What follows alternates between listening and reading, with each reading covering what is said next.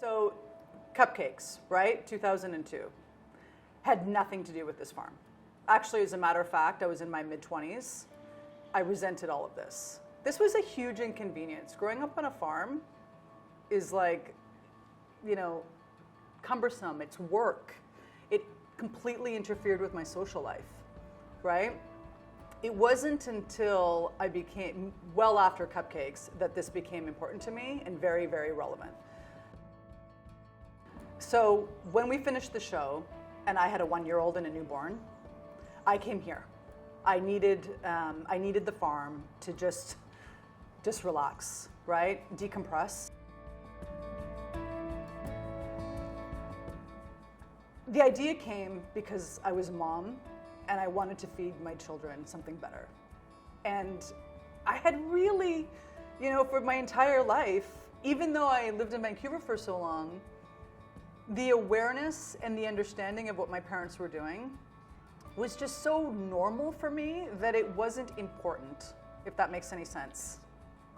Like I took it for granted.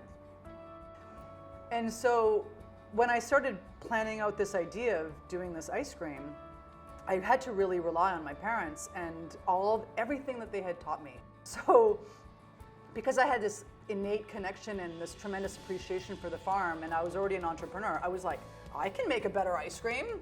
You know, of course I can do this. Like you can make ice cream at home. Why does it have these ingredients in the aisle? I was hustling this ice cream. I had my 2 kids. I was getting eviction notices, right? Like I was like, okay, this is not sustainable. But I was still so determined to do this that my parents were like, you need to move back to the farm. And, you know, being in my mid-40s, that to me was like, oh, I'm not doing that. You know, I can't do that. Yeah. Like that's failure right there, right? That's what most people would think that way, but I didn't have a choice. You know, so I knew that this was the best ice cream and I knew I needed time. So I had to make the decision and I moved back home, and that's when everything changed. So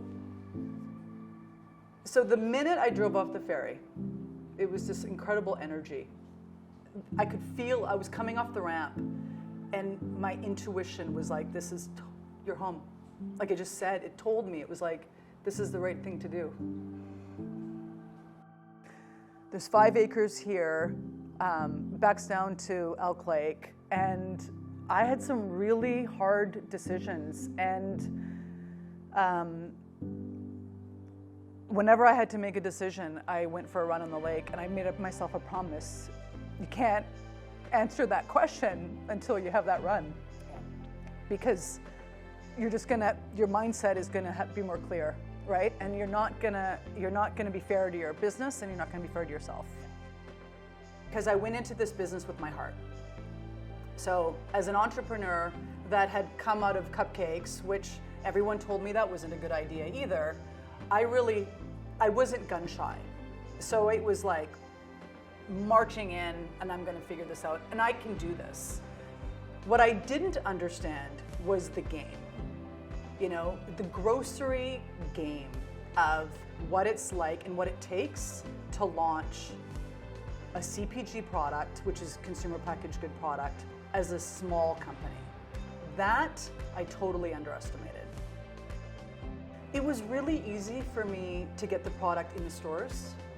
That wasn't difficult. And you know, if there's a takeaway here for people that are, you know, watching this, that are entrepreneurs, that's just the first step. And that's like a half a step. The part that was really hard was keeping it on the shelf, right? So that the stores would keep listing it. Because when you enter the grocery space and you're in the business, you look at it in a totally different way, and you realize why it's owned by the biggest companies in the world, right? They pay to be there. So I didn't even know that. Yeah. Right? I just really felt if I can make the world's best ice cream and put it in a pretty package, that would sell. That's totally not the way it works in grocery. When things are so unstable around you, you're very sensitive. And you pick up on that, right? You really do. And everything is survival. It's like every day is like you're just holding on. Yeah. And so my dad one day was like, this is right.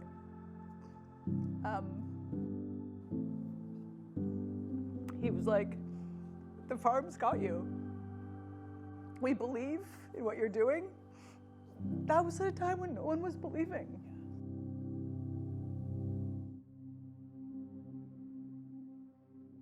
One of the things that I had really leveraged up until then was me doing demos. I loved doing demos. I loved being in front of my customer, in the store, teaching them why this was a better product. But with the pandemic, we couldn't do that anymore. And so that really, I was like, oh wow. That was truly the moment where I was like, I don't think, like that's like Mother Nature working against you.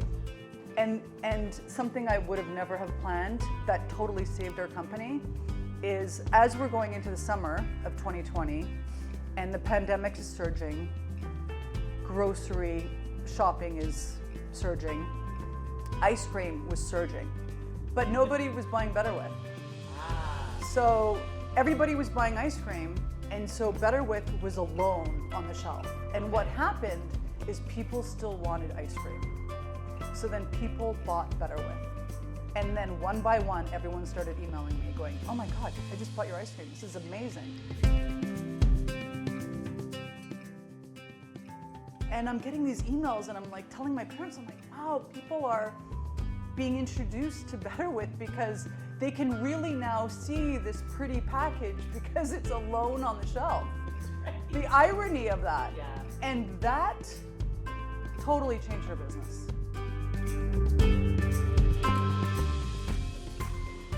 So not only is it better because of what it's not in it, it also is real ice cream. So it's high fat. I'm really proud of cream, like full fat cream.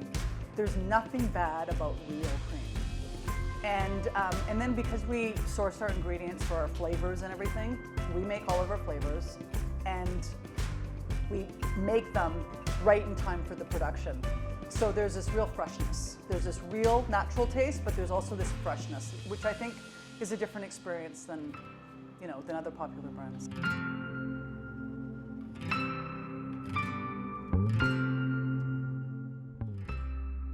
Right? It can be really simple, and we can make better food, and we can sell it in the grocery store. Why are we not doing that? It's only 4 ingredients. Ingredients that you know, ingredients that you can pronounce, and ingredients that you have a relationship with. But that's what this is, right? Like, so when you eat whole, I mean, ideally if you can eat seasonally, but when you eat fresh and whole and natural, food is medicine if used properly, right? And that's kind of the bigger picture of what I'm trying to do.